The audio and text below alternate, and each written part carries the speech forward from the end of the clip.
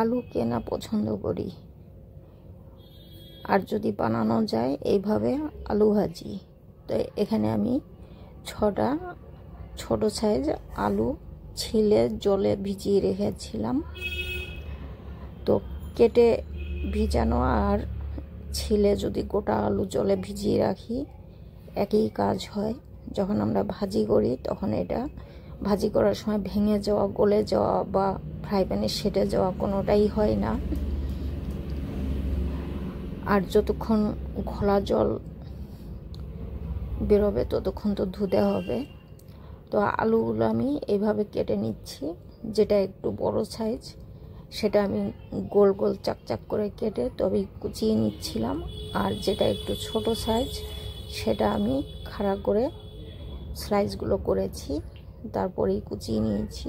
আর যদি তোমরা চাও একটু টেরাভাবে কুচিয়ে নিতে, সেটা আমি এই ভিডিওতে আর দেখালাম না, পরে একদিন দেখাবো। ওটা এরকমই কুচাতে হবে, তবে দুই সাইডের মুখ একটু ট্রায়াঙ্গেল শেপ থাকবে, দেখতে ভালো লাগে। আমি তাড়াহুড়ার জন্য আজকে আর দেখাতে পারলাম না। তো এইভাবে আমি আলুগুলো কুচিয়ে নিচ্ছি, কুচিয়ে আমি জলে রাখছি, নইলে কালো হয়ে যায়। তো সব আলুগুলো আমার কুচানো হয়ে গেছে। এখন আমি এটা ধুবো, যতক্ষণ ঘোলা জল না যাবে ততক্ষণ ধুয়ে নেব। এখানে আমি দুটো ধোয়া দেখাচ্ছি, আগে আমি 5 থেকে 6টা ধোয়া দিয়েছি। এই আলু যত ভালো ধোয়া হবে ভাজিটা ততই ভালো হবে, ঝরঝরে হবে, একদমই ভাঙবে না, দেখতেও ভালো লাগবে। তো আমরা সবাই আলু পছন্দ করি, যেভাবেই বানানো যাক না কেন। আর আলু ভাজি হলে তো কোনো কথাই নেই, রুটি, পরোটা, ফুলকা, ভাত সব কিছুর সঙ্গেই ভাল লাগে। তে আর আমার ধুতে হবে না, পরিষ্কার জল বেরিয়ে এসেছে।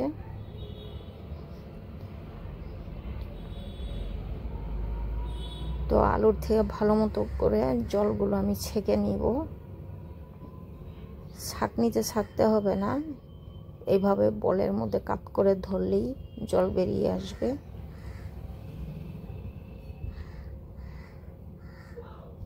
ভিডিওটা স্কিপ না করে পুরো ভিডিওটা না দেখলে বুঝতে পারবে না। এক একজন এক এক রকমভাবে আলু ভাজি করে, আমি কিভাবে ভাজি করি সেটাই শেয়ার করার চেষ্টা করছি। এখানে একটা ফ্রাই প্যান বসিয়ে দিয়েছি, প্যানে আমি তেল দিয়েছি।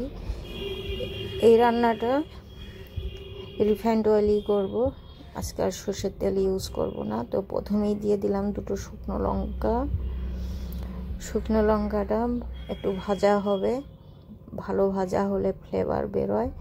আর এখানে সামান্য একটু কালো জিরে ফোড়ন দিলাম। এই শুকনো লঙ্কা আর কালো জিরে ফোড়ন দিয়ে আলু ভাজলে খেতে খুব ভালো লাগে। আর কয়েকটা কোষ রসুনের দিয়ে দিলাম, এই রসুনের ফ্লেভারটা আরও মজাদার হয়ে যায় আলু ভাজি। তোমরা এইভাবে একবার ট্রাই করে না দেখলে বুঝতে পারবে না। কেটে রাখা পেঁয়াজ কুচি অ্যাড করে দিলাম। এখানে মিডিয়াম সাইজে একটা পেঁয়াজ নিয়েছি। আর এই যে লঙ্কা দুটো আমি তেল থেকে তুলে দিলাম, নাহলে লঙ্কা দুটো বেশি পুড়ে যাবে।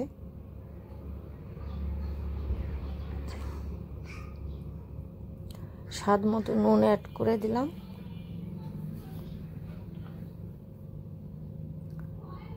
তো পেঁয়াজটা লাল করব না, বেশি লাল করলে আলু ভাজাটা দেখতে ভালো লাগবে না। আর এখানে হাফ চামচের একটু বেশি আদা রসুন বাটা দিলাম। আর এই বাটা দিয়ে পেঁয়াজের সঙ্গে ভালো মতো করে নেড়ে চেড়ে ভেজে নিব, যতক্ষণ আদা রসুনের গন্ধটা না কাটবে। আদা রসুন পেঁয়াজের সঙ্গে আবার বেশি ভাজতে যাবে না, দোলা পেকে যাবে। তো এখানে কয়েকটা কাঁচা লঙ্কা চিড়ে দিলাম। এতে আমি শুকনো লঙ্কা পাউডার ইউজ করব না। হাফ চামচ হলুদের পাউডার অ্যাড করলাম।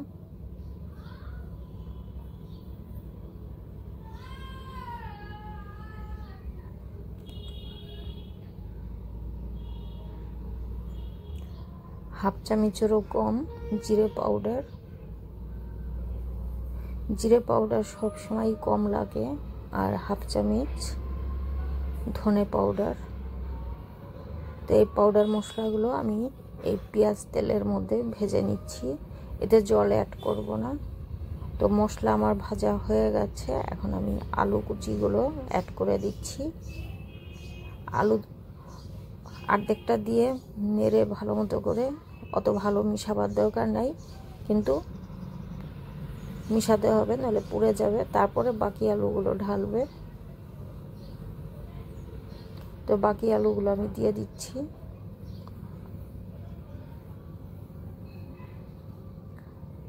আর আলু ভাজি ফ্রাই প্যানে বানাবার চেষ্টা করবে, তাহলে ভাজিটা দেখতে ভালো হয় আর তলাতে সেটে যায় না। এই ভাজিটা এমনিতেও সেটে যাবে না, কারণ আলুগুলো আমি জলে ভিজিয়ে রেখেছিলাম ছেলার পরে। এই তো ভালো মতো করে মশলার সঙ্গে নেড়ে চেড়ে দিলাম। এখন আমি 5 মিনিটের জন্য ঢেকে দিলাম। 5 মিনিট পর আমি ফিরে এসেছি।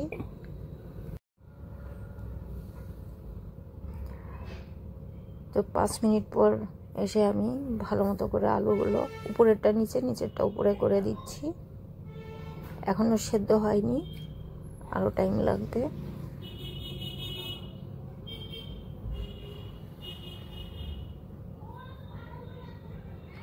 তো মাঝখানে টেনে এভাবে একটু উঁচু করে দিতে হবে, তাহলে আলুগুলো তাড়াতাড়ি করে সেদ্ধ হয়ে যাবে। ছড়িয়ে না দিয়ে, ছড়িয়ে দিলে উপরেরগুলো কাঁচা থাকবে, নিচেরগুলো লাল হয়ে যাবে, দেখতে ভালো লাগবে না। তো আলু ভাজি যদি দেখতেই ভালো না লাগে, খেতেও অত ভালো লাগবে না। আলু ভাজি দেখতে যত ভালো লাগবে, খেতেও ভালো লাগবে। তো এই যে আমি 2 মিনিটের জন্য আবার ঢেকে দিয়েছিলাম, তো আবার আমি নেড়ে দিচ্ছি। তো ফ্রেন্ডস, আমি মনে হয় আর ভিডিও বানাবো না, এটাই আমার শেষ ভিডিও হয়তো থাকবে, কারণ তোমরা সাবস্ক্রাইব করো না, কমেন্টস লাইক কোনোটাই পাই না আমি। তো এত কষ্ট করে তোমাদের জন্য ভিডিও বানিয়ে কি হবে, রাত জেগে গলা বসে গেছে। ভিডিও বানাতে গেলে অনেক খাটনি আছে, একটা ভিডিও যারা বানায় তারা বুঝতে পারে কত খাটনি। ঠান্ডায় গলা বসে গেছে, বুঝতেই পারছো আমার বয়স শুনে। তো ভিডিও বানিয়ে সময় নষ্ট করে দরকার নেই। তোমরা তো কোনো রেসপন্স দাও না, শুধু ভিডিও দেখো। তো এখানে আমি গরম মশলা পাউডার অ্যাড করেছি 1 টিস্পুন, হাফ টিস্পুন করে দুবার দিয়েছিলাম। আর যে লঙ্কা দুটো আমি তুলে রেখেছিলাম, লঙ্কা দুটো আমি অ্যাড করে দিলাম। ধনে পাতা দিলাম 1 চামচ, ধনে পাতা, ফ্রেশ ধনে পাতা কুচি। ভালো মতো করে মিশিয়ে দিচ্ছি।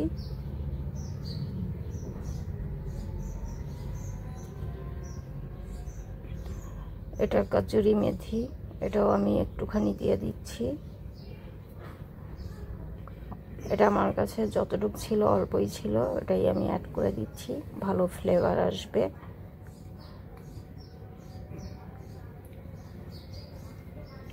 তো এই সব মশলাগুলো যা দিলাম সব ভালো মতো করে নেড়ে চেড়ে মিশিয়ে দিতে হবে।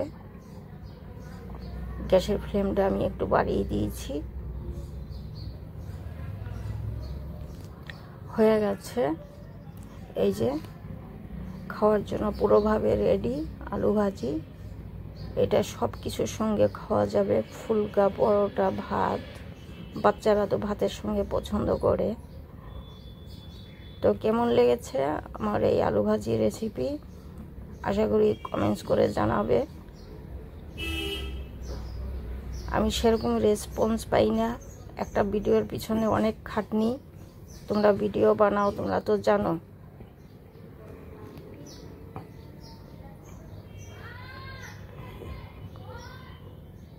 যাই হোক, আমার কথায় কিছু মনে নেবে না, কারণ এক এক সময় খুব খারাপ লাগে কোনো রেসপন্স না পেলে। রাত দিন এক করে দিতে হয়, একটা ভিডিও বানাতে গিয়ে শরীর খারাপ করে যায়। আর সেরকম কোনো রেসপন্স পাই না কারো কাছে, শুধু ভিডিও দেখে।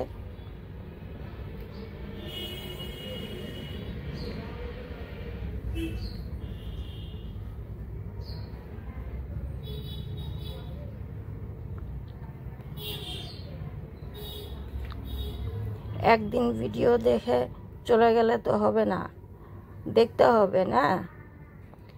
তোমরা দেখবে, আমিও তোমাদেরটা দেখব, এইভাবেই তো চলবে, তবেই আমি ভিডিও ছাড়ব। তো আজকের মতো এখানেই।